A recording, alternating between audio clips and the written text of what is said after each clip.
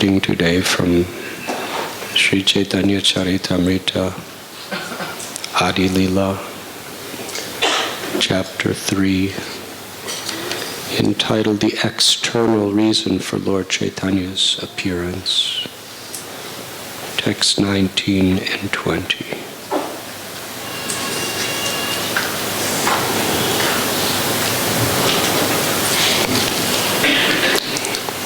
Srila Prabhupada explained how in Bhagavad Gita, Krishna instructs us the highest science of transcendence. His beloved devotee, dear friend, and relative, Arjuna,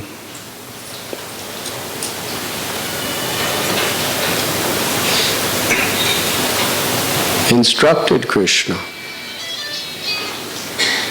bring my chariot between the two armies who were assembled in Kurukshetra. And Krishna, who is Jagat Guru, the supreme spiritual master of all living beings, the source of all material and spiritual worlds, Janmadya Shayataha, from whom everything emanates. He was taking orders from his devotee as Parthasarathi, the chariot driver of Arjuna.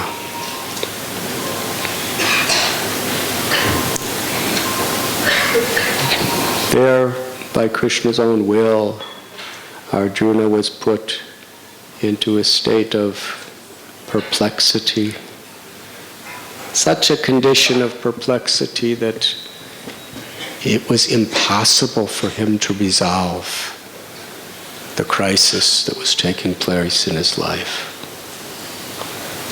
either by his physical strength or by his influence as a Pandava, or even by his incredible intellect, or even by his relationship with Krishna as a best friend.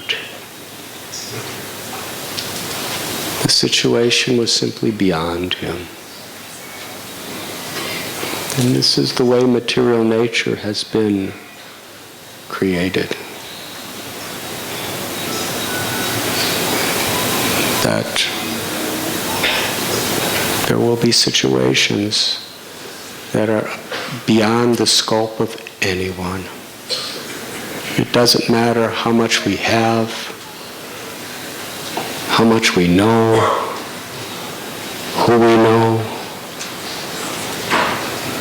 Daivi heshu gunamayi mama maya duratyaya. These three gunas are all powerful.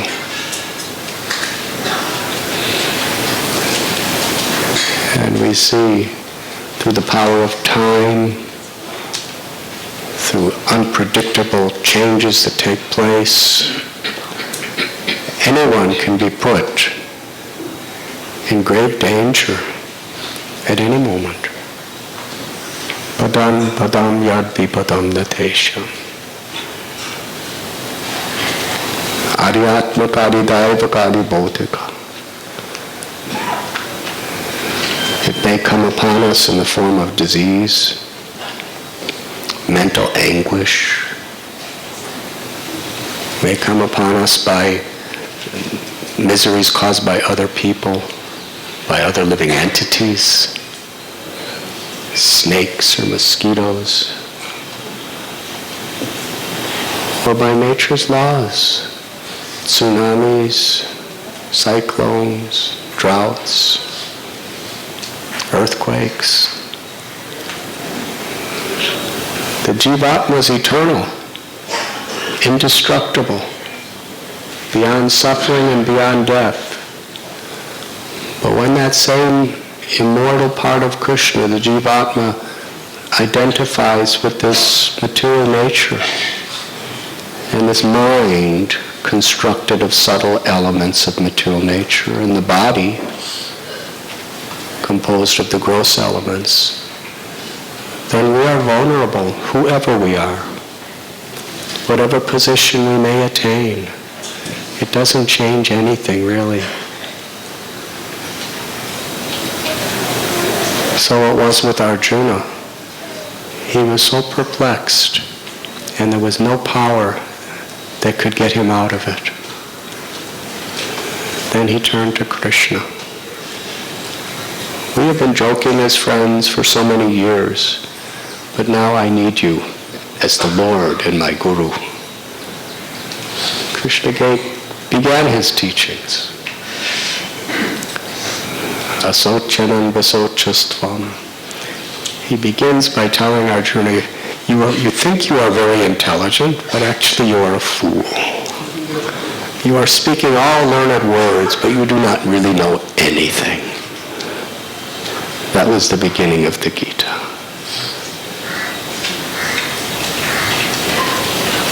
Why are you lamenting in this way? And then Krishna teaches the nature of the soul. Tatvevaham jatanasvam natvam ne me janadapa vichaivana bhavishyama saravivayamata param. Never was there a time when you did not exist, nor me, nor all these kings, nor should any of us cease to be. We are all individual, unique spirit souls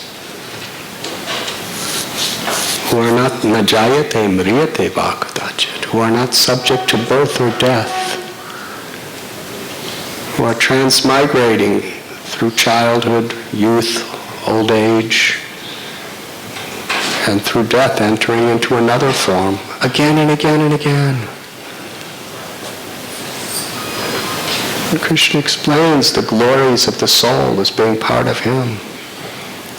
Explains the nature of material existence, how the soul becomes implicated within this material existence through our desires and through our attachments and words and actions. According to those desires and attachments, we become implicated in the laws of karma.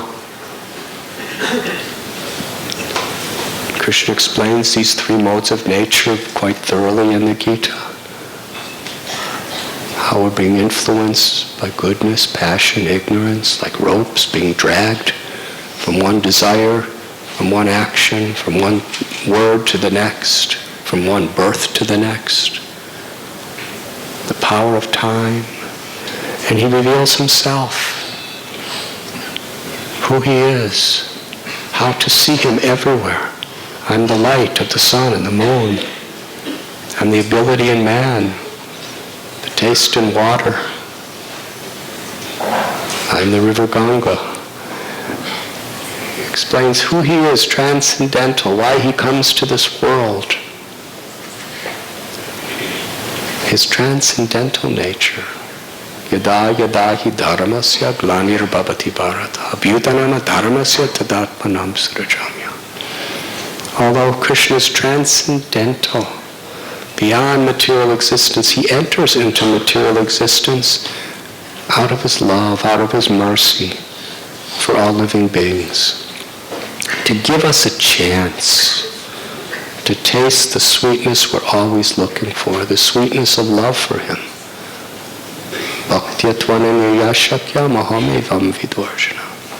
It's only by bhakti, it's only by love that I can be understood as I am. Krishna explains the yoga system, the Astanga yoga system in the 6th chapter. How to achieve samadhi or liberation. And concludes, Yoginam api sarvesham madgatena antaratmana sharavan bhajate yomam sameyukta tamasata. Of all yogis, one who serves me with love and faith is most intimately united with me in yoga and is highest of all. Krishna reveals the Virat Rupa, the universal form, to Arjuna to show that this beautiful form of Krishna, who appears in Vrindavan as a cowherd boy, is not just an ordinary little boy. He's the source of the Virat Rupa, the universal form, the manifestation of the entire creation, the beginning and the end of all beings. And after this incredible explanation of the science of self-realization, Krishna tells Arjuna, Sarva dharman parityajya, mamekam sharanam vraja, aham tvam sarva papebhyo mokshayisasmi masacha. You should abandon all varieties of dharma and just surrender to me. I shall protect you from all dangers, deliver you from all sinful reactions. Do not fear. And Krishna tells how to surrender to him. Manmana bhavamad bhakto madhyashim nam namaskuru mame vaishyasi satyam te pratijani priyoshime. Always think of me, become my devotee, worship me and offer your homage unto me. In this way you will come to me without fail. It is my promise, because you are my dear friend. So everything is there in the Gita. But in this world, it is very rare, especially in this age of Kali, that anyone can actually understand things just by listening.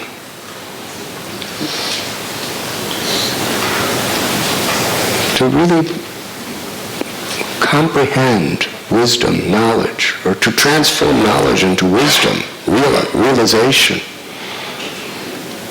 we need personal examples. Person who live these principles. So after Krishna spoke the highest truth in Gita,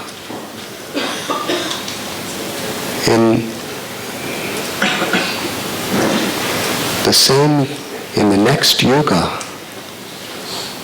the Lord appears personally in the role of a devotee to teach by his example. He comes as the Yuga avatar, one who teaches the most powerful, most profoundly effective way of awakening prema bhakti, love of God, in this age.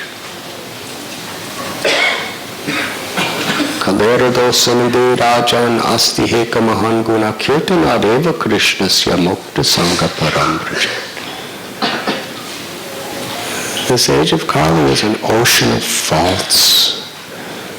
But there is one benediction. Simply chanting the names of Krishna, one can attain the perfection of liberation. This is not just a sectarian idea. This is according to the Vedic scriptures.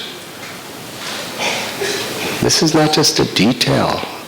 This is a very, very prominent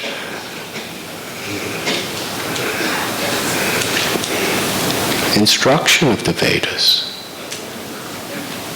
If we want some peace of mind, if we want to improve our material condition, if we want mystical yogic powers, if we want elevation to higher planets, if we want liberation from suffering, there are several methods by which one can attain it. But if we want Krishna prema, prema bhakti, if we want the awakening of the ecstatic love of God from our hearts, which Lord Chaitanya taught as the Purushartha Siromani, the crest jewel of all goals in life, then the method is the chanting of God's holy names. Yes, we can get many other spiritual benefits from many other processes. They are good. But the awakening of prema, Harinama, Harinama, Harinameva Kevalam Kalo Nasteva, Nasteva, Nasteva Gatiranyata. The chanting of God's names is the empowered process in this age of Kali for doing that. In previous ages, one could do it by meditation, by deity worship, by performing of sacrifices, yajnas. But Kali Yuga, the holy name, is especially empowered for that purpose. But it's not that just anybody who just says the name is going to achieve that goal. We must understand the science, the process, how to chant the name of the Lord. What should our spirit be? What should be our culture?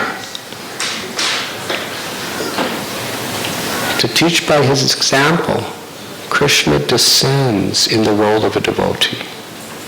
And not only that, he sends his most intimate, loving associates in the role of devotees, just to show us.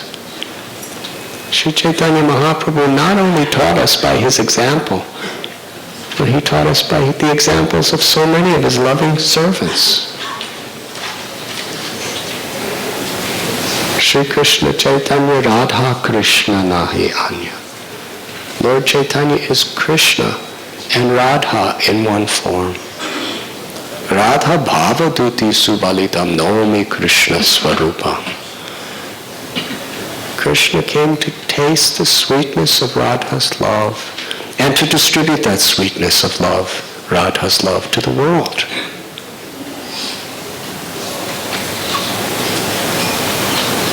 And along with him he brought Vrishabhanu. Vrishabhanu came in the form of Pundarik Vidyanidhi, Srimati Radharani's eternal father in Goloka, descended into this world. And he taught how one could be a very, very prosperous, wealthy landowner and not give anything away and not renounce one's wealth, but to live in complete devotion, in ecstasy, in such a way that even Pundarik Vidyanidhi, he would dress luxuriously, he had nice homes, he had servants, and yet Gadadhar Pandit, the most austere, renounced brahmachari in all the world, accepted him as guru. Received the mantra from him. Quite unbelievable. Through Pundarik Vidyanidhi, the Lord taught how one could be a devotee even in that state. And some of the most intimate Gopi Manjaris of Vrindavan came as Rupa Goswami, Sanatan Goswami, Raghunath Das Goswami, who taught us how to renounce everything and live the most austere ways in the renounced order, living under trees, begging for food, even though they were born in multi-billionaire families, or attained that position. And Nityananda came, Balaram, Nanda and Yashoda came as Jagannath Mishra and Sachi. Lord Brahma came as Haridas Thakur. Lalita and Vishaka came as Ramananda Rai and Swarup Damodar. Swarup Damodar, who was Lalita Saki, he was most austere brahmachari who became a sannyasi. And Ramananda Rai, Vishaka, what role did he take? He was a governor. He was riding around in palanquins. I mean, nobody does that today. When you go to take your bath, yes. I go to take my bath. I walk to the Ganga and take a bath. Maybe a few people come with me. Even the Prime Minister of India goes to take bath in the Ganga, just walks over there and takes his bath. But when Ramananda Rai would go to take his bath, and he took 3 baths a day, he would be carried in a magnificent palanquin with Brahmins chanting mantras all around him and people blowing conch shells. This is Vishaka of the spiritual world. Dressed in so many beautiful ornaments. So Lalita Vishaka. One is Swarup Damodar Goswami, sleeping on the floor, living as a sannyasi. One is Ramananda Roy, who is ruling over an entire province of the kingdom as a governor. And ultimately came to Puri just to be with Lord Chaitanya. Can you imagine? He understood what was really valuable. And they all were in the roles of devotees. Each and every one of them, servant of the servant of the servant.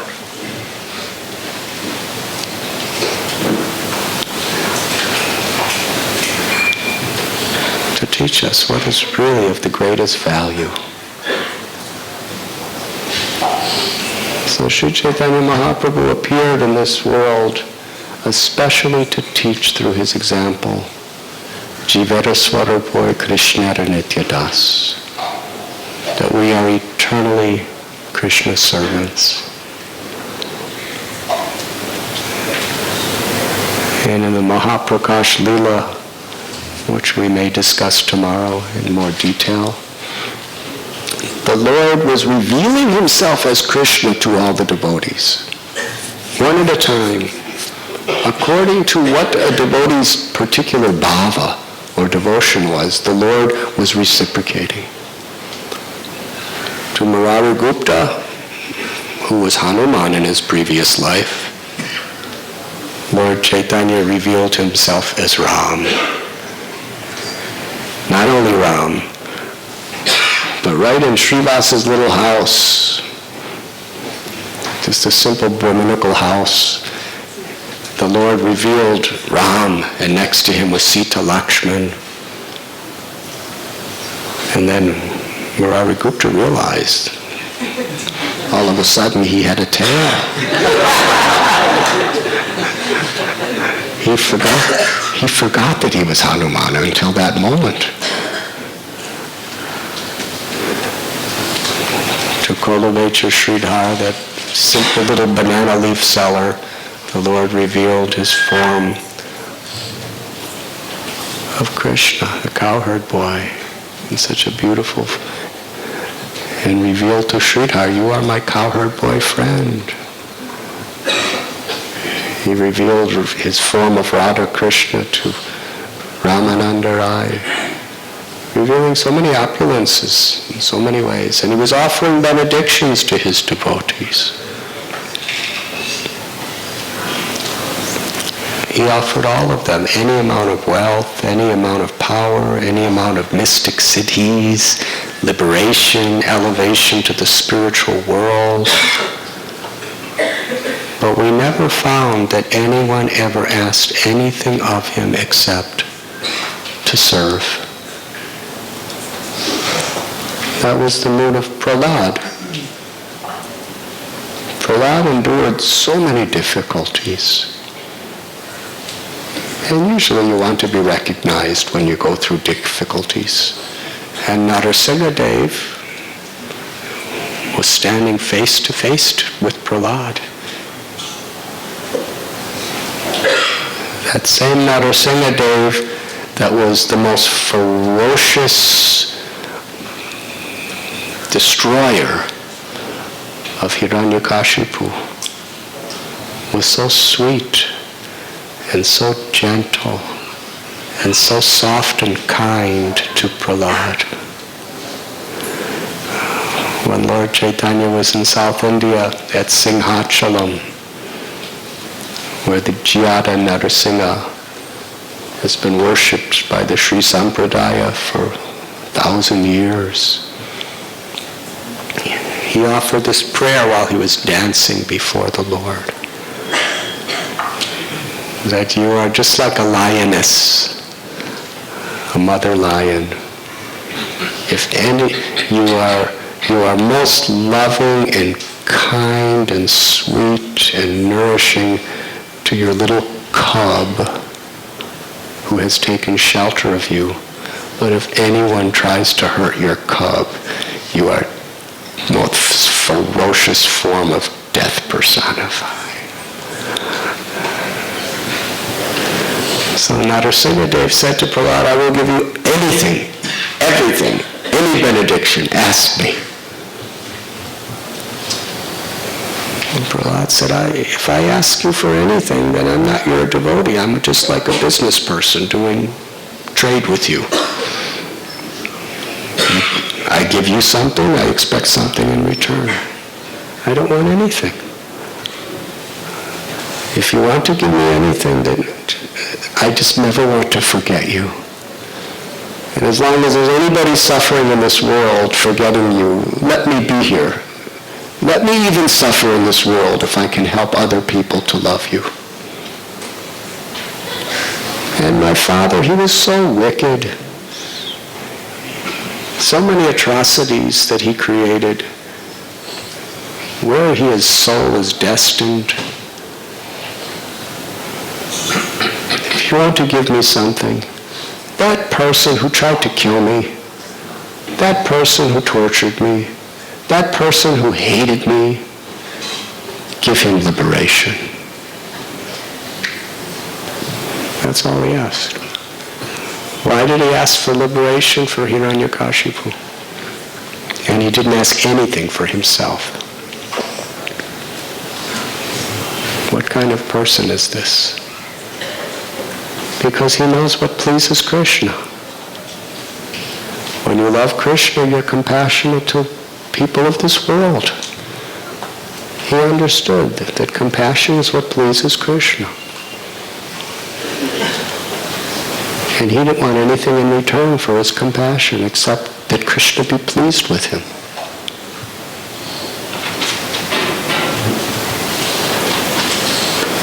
So this is how all the devotees were living. Murari Gupta, he was offered any benediction. He said, let me just be with those devotees who never forget you, so that I will never forget you, and chant your holy names.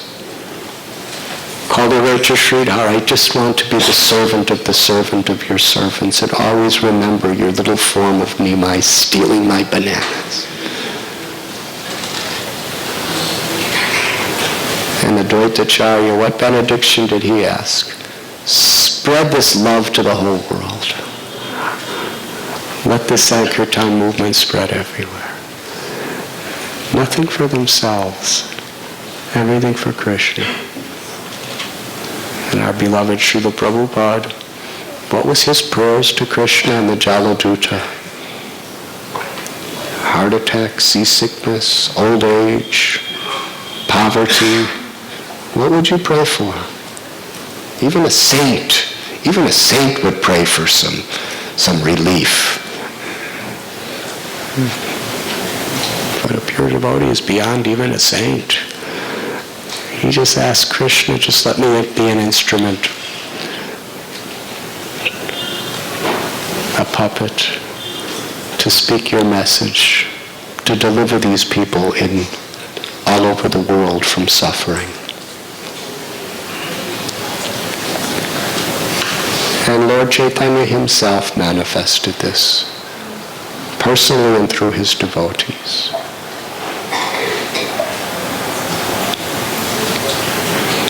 Therefore, janma karma chame divyam evam yo veti tattvata tyaktva deham punarjanma naiti mameti sorjan.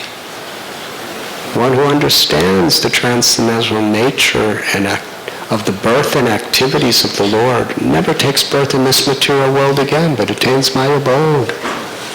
This is what Krishna tells. And as the Yuga-avatar, and beyond the Yuga-avatar, Lord Chaitanya, the Yuga-avatar he came at the same time as the Yuga-avatar was scheduled. But he is Krishna from Vrindavan who has descended with the love of Radha to distribute it to the world.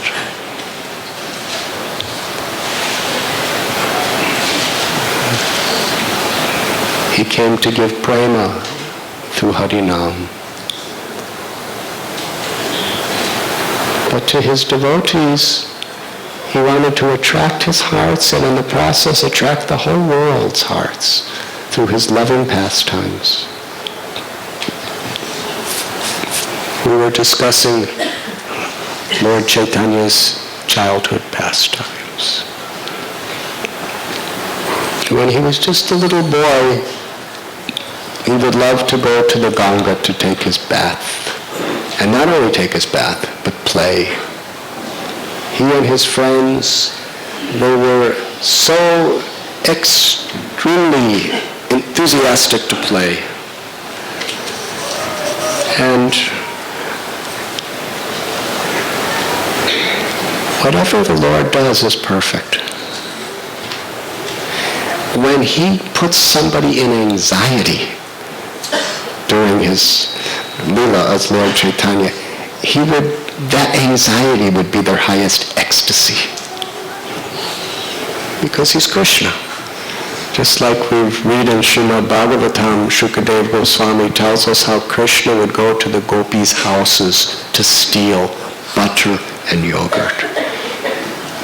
And he did it in such a mischievous way that the gopis almost every day would come to complain to Yashoda Mai what Krishna is doing. But that was their greatest happiness in life, to complain about Krishna.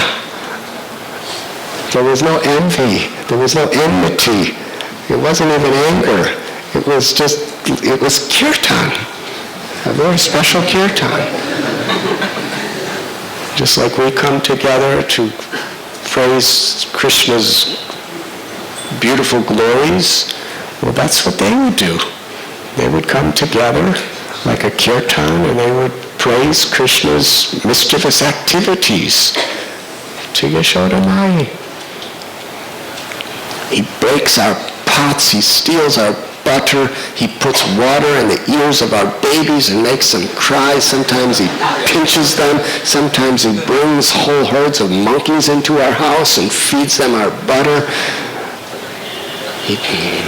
And Yashoda Mai would say, well, I will keep him home. And they said, no, please don't do that. Actually, we like when he comes and does this. We make our butter the gopis would make their butter and they would put all the ecstatic, oceanic love of their hearts into every motion of churning that butter, thinking that if I really put all my love into it, then Krishna will come to steal it. And if Krishna didn't come to steal their butter, they would be suffering in separation. And when he did come, then they would chastise him, and they would chase him, and they would threaten to punish him. And they would tell his mother on him. This is Vrindavan. So beautiful. Krishna's own auntie caught him. Said, I'm going to bring you to Yashoda. You're always saying you don't steal butter, and I'm always telling her you do steal butter, and she doesn't believe me, but now you have butter all over your face, and butter all over your hands, and butter everywhere. I'm going to take you. And Krishna said, I warn you.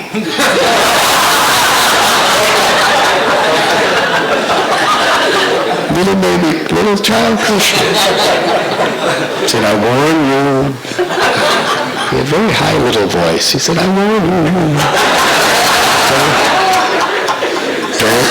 Don't take me to my mother. She said, I must take you to your mother. She must understand that what we're saying about you is true. So she dragged Krishna. Mother Yashoda, she said, here he is. You see butter all over his face. Now do you believe me? He has been stealing so much butter from our house. I caught him today, red-handed. Yashoda and I looked at her like, I don't know what you're talking about.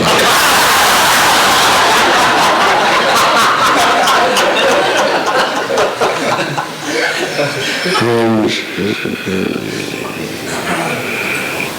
Krishna's auntie was looking at Yashoda. What I'm talking about is what I'm talking about. Gopal stole butter. Here he is. I caught him. And Yashoda looked like, what do you mean? And his auntie looked down, and holding her hand was her own son.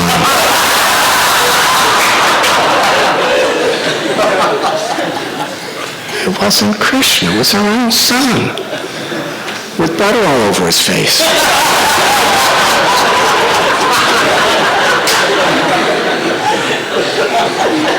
Krishna's auntie was totally confused. She was really seriously bewildered. She was speechless. She could not say a word to Yashoda Mai. She just took her son and started walking home. Thinking, how did that happen? This is impossible. How did this happen? She was blank, totally blank. And then her little son pulled her hand. And she looked down, and it was Krishna.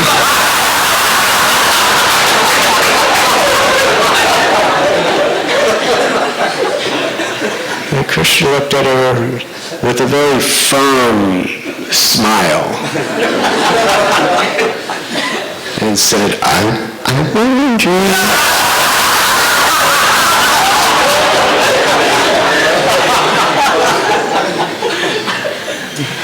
And he continued, if you do it again, next time I will take the form of your husband.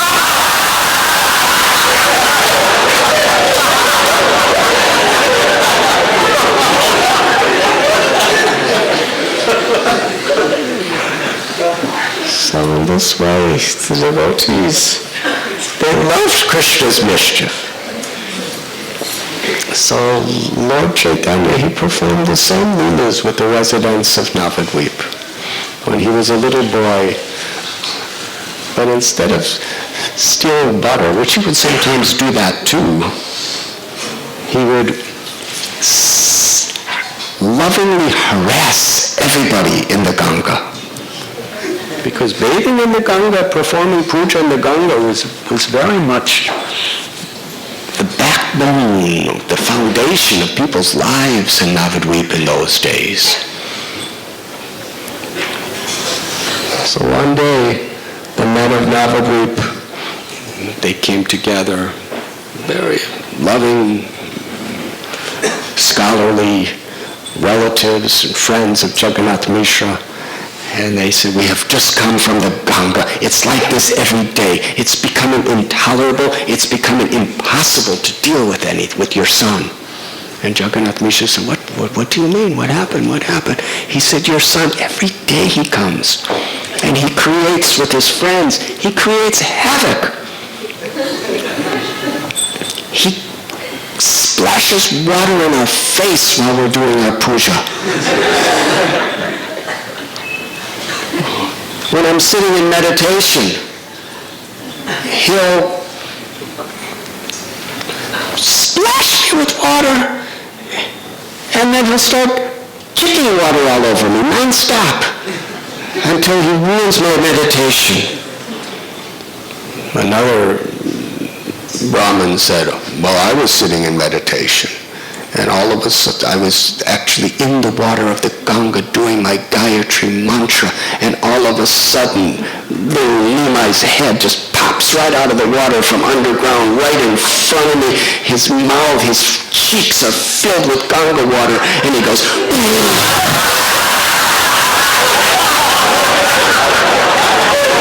from his mouth, he sprays it right into my face. And I can't even chant my mantra. And other times I do my holy bath, and I just come out about to do my puja, and Nimai takes hands full of sand and throws it all over my body, so I have to go back in and bathe again. Another time, one person said I was meditating, and Nimai sits right in front of me and said, whom you meditate on is now right in front of you.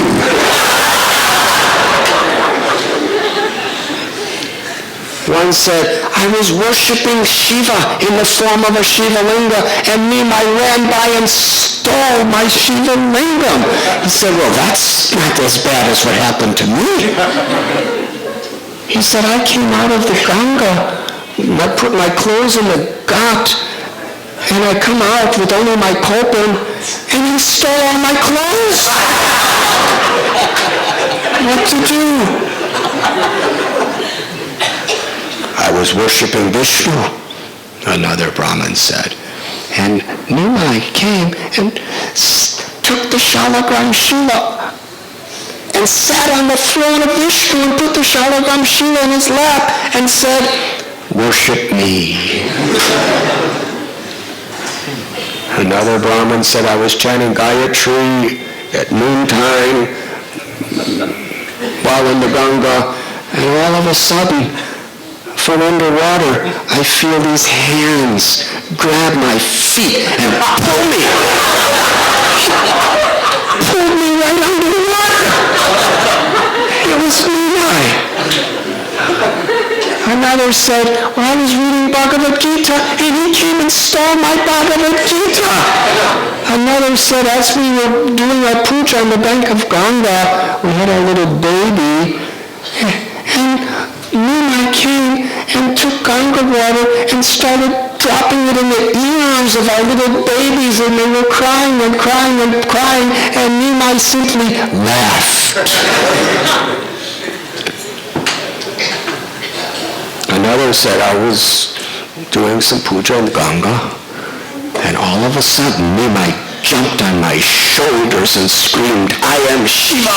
And then used me like a diving board and jumped off of my shoulders into the Ganga and swam away before I could catch him.